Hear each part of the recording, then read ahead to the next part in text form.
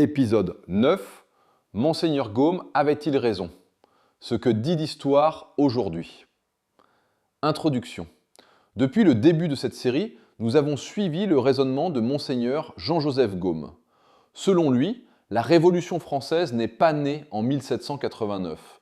Elle est l'aboutissement de plusieurs siècles de transformation intellectuelle. La Renaissance, l'humanisme, l'éducation classique, la Réforme, les Lumières, la Révolution, Napoléon, le XIXe siècle.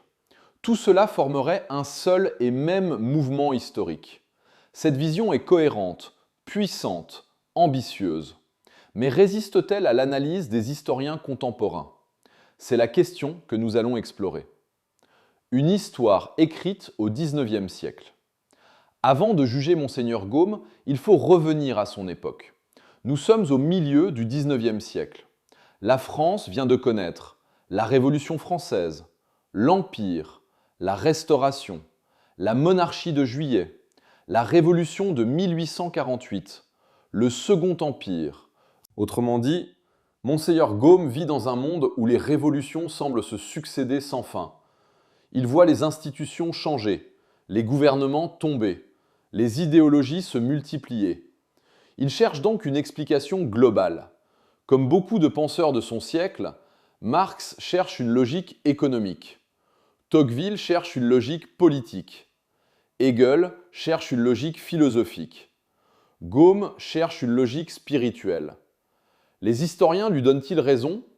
Étonnamment, sur plusieurs points, oui, même si leurs conclusions sont souvent différentes. Première intuition, les idées comptent. Aujourd'hui, plus aucun historien sérieux ne réduit la Révolution française à une simple crise financière. Les idées jouent un rôle majeur. Les Lumières, les débats sur la souveraineté, les droits naturels, la représentation politique, la liberté religieuse.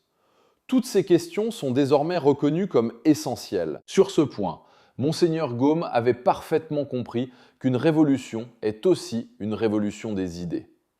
Deuxième intuition, l'éducation façonne les élites. Les historiens de l'éducation montrent aujourd'hui combien les collèges classiques formaient les élites européennes. Pendant plusieurs siècles, le latin domine, la rhétorique est reine, les auteurs antiques sont omniprésents.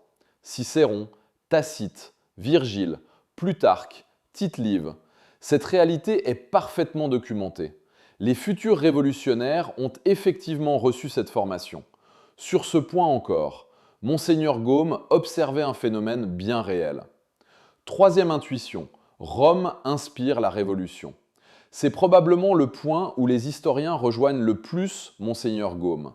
Les références romaines sont partout, dans les discours, dans les tableaux, dans les monuments, dans les cérémonies, dans les noms, dans les institutions. Les travaux de nombreux spécialistes montrent que les révolutionnaires se voyaient souvent comme les héritiers de la République romaine.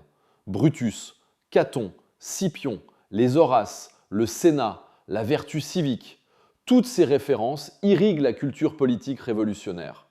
Monseigneur Gaume ne les inventait donc pas, là où les historiens nuancent. Mais viennent ensuite plusieurs désaccords importants.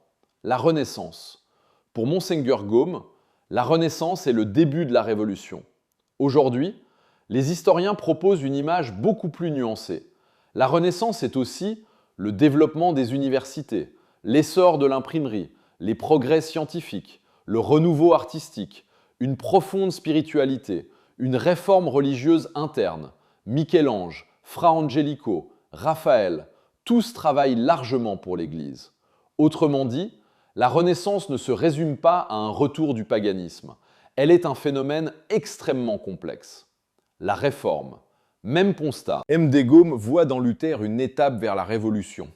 Les historiens reconnaissent l'immense importance de la Réforme, mais ils insistent aussi sur les différences profondes entre protestantisme et philosophie des Lumières. Luther n'est pas Voltaire, Calvin n'est pas Rousseau. Les contextes sont différents, les objectifs aussi. Les continuités existent, mais elles ne sont ni automatiques ni linéaires. Les Lumières. Pour Monseigneur Gaume, les Lumières représentent une rupture avec la civilisation chrétienne. Les historiens sont plus prudents. Ils montrent que les Lumières sont extrêmement diverses. Montesquieu, Voltaire, Rousseau, Diderot, Kant, ils ne pensent pas tous la même chose. Certains restent croyants, d'autres non. Certains défendent la monarchie constitutionnelle, d'autres la République. Parler des Lumières au singulier est donc souvent réducteur. Une seule révolution, c'est probablement le principal point de divergence.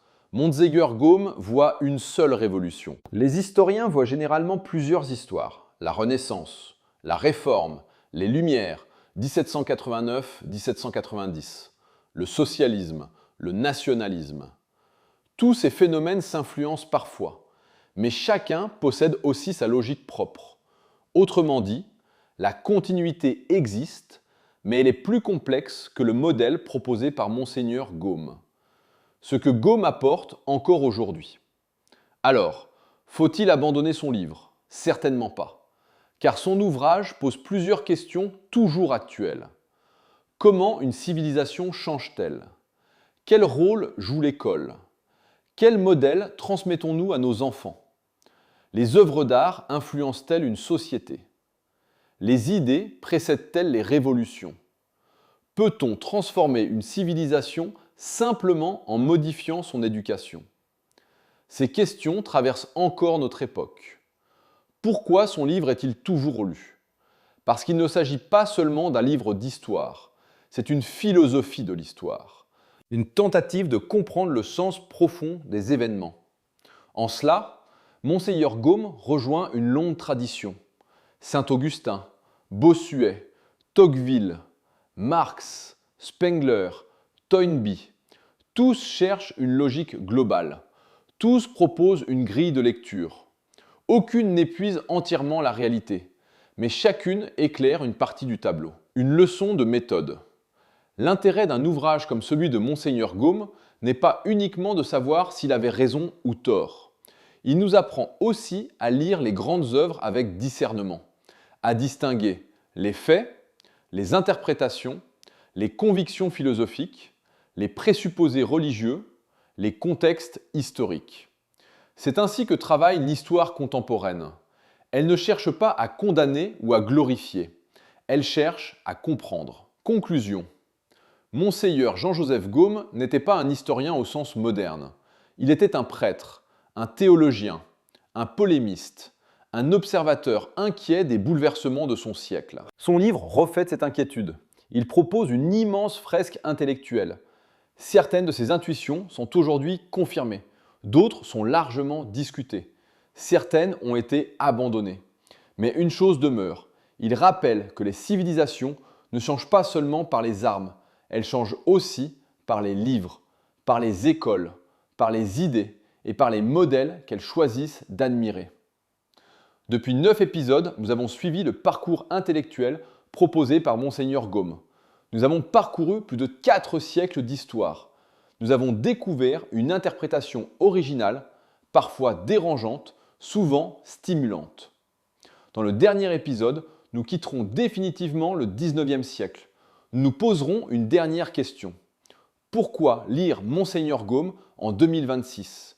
Que peut encore nous apprendre cet auteur à l'heure d'Internet, de l'intelligence artificielle, de la mondialisation et des réseaux sociaux? Car au-delà de la Révolution française, c'est peut-être une question plus universelle que pose son œuvre. Comment naissent et comment meurent les civilisations?